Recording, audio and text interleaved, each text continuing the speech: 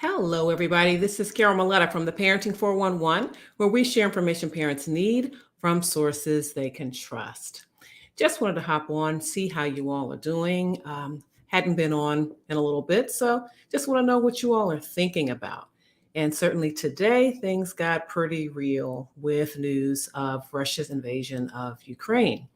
And so I know that a lot of parents are wondering how to talk to their children about this. They are already getting questions, maybe had already been getting questions earlier when we were pretty much waiting on pins and needles for this eventuality. So I do have a few tips that I'd like to share, and I certainly invite you to join the conversation.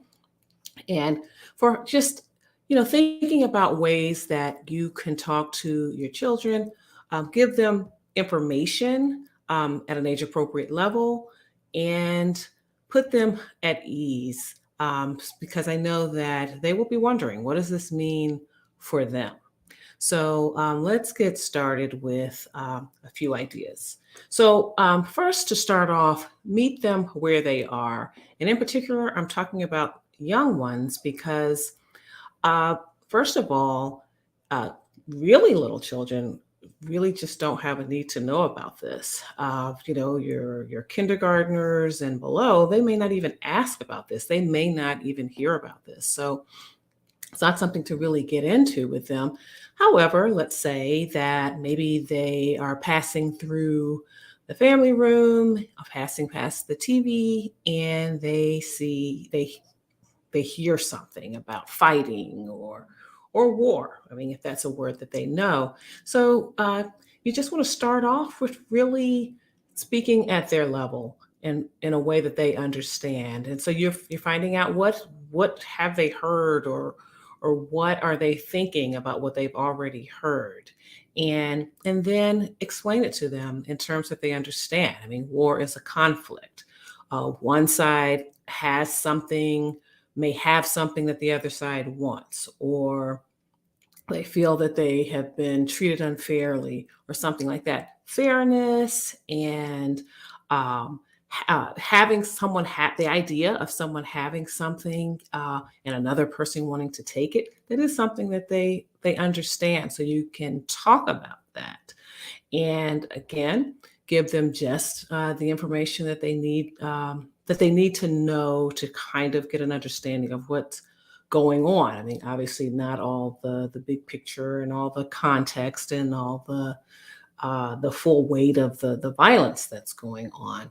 So you're sharing what you know at their level, but the next thing is that, say your children are a little bit older, they might be, let's say, lower, excuse me, upper elementary school toward middle school and beyond. And so they actually have some questions. And so they're very specific questions. So you share what you know at their level, what their understanding is, and see, of course, with them, they have learned a little more in school. History, social studies. So they have a little bit more, you can put a little bit more meat into the story. But again, you're staying operating at the level of their understanding. And certainly, you may not have all the facts, especially for something that's new. It might be a new conflict or something that you haven't had a chance to read up on or study up on, and just be honest about that.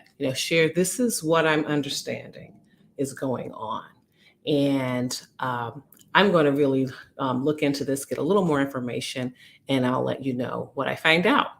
And so, of course, you circle back with more facts as you have them, again, tailoring your message to their level of understanding, as well as their emotional maturity, what they would be able to handle. But the next step, it's very, very important. Talk about what's being done, because, like, even in this case, we have our leaders, our country's leaders, who are, they've deployed some of our military, but they also are working on some other sanctions that don't have to do with being on the battlefield. There are other things that they are trying to do to get the aggressor, Russia, to stand down, to withdraw from Ukraine, to discontinue the violence and the killing and all of that. So explain that as well, that there's that the United States, as well as their allies, partners.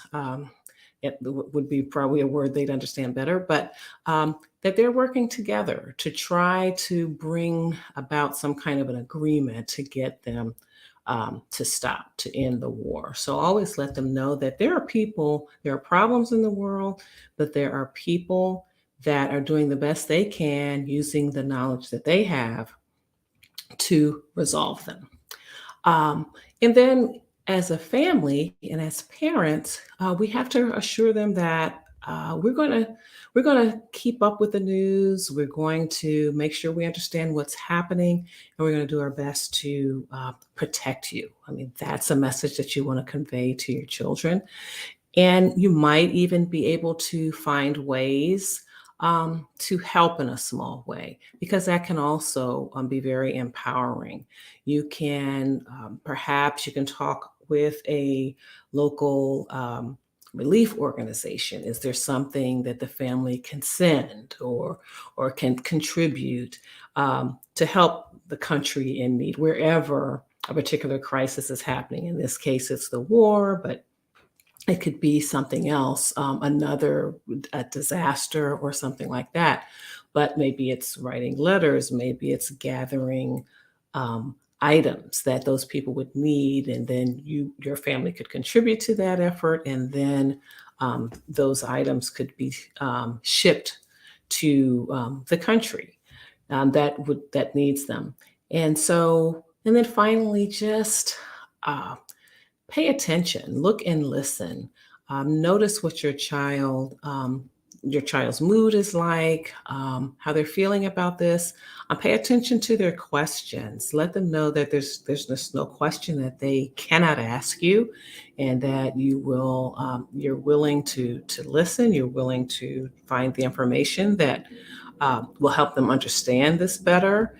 But also, you're just there to lean on. You're there to listen to them and just to help them to feel more comfortable, and so that they feel safe in the midst of this.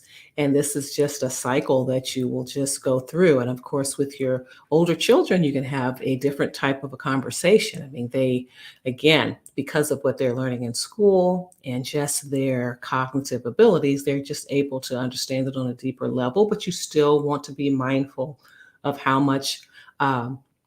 Of how you talk about it and the information that you share, because you want to make sure that they're able to handle it not only intellectually but emotionally as well. And so this is how you can really approach that.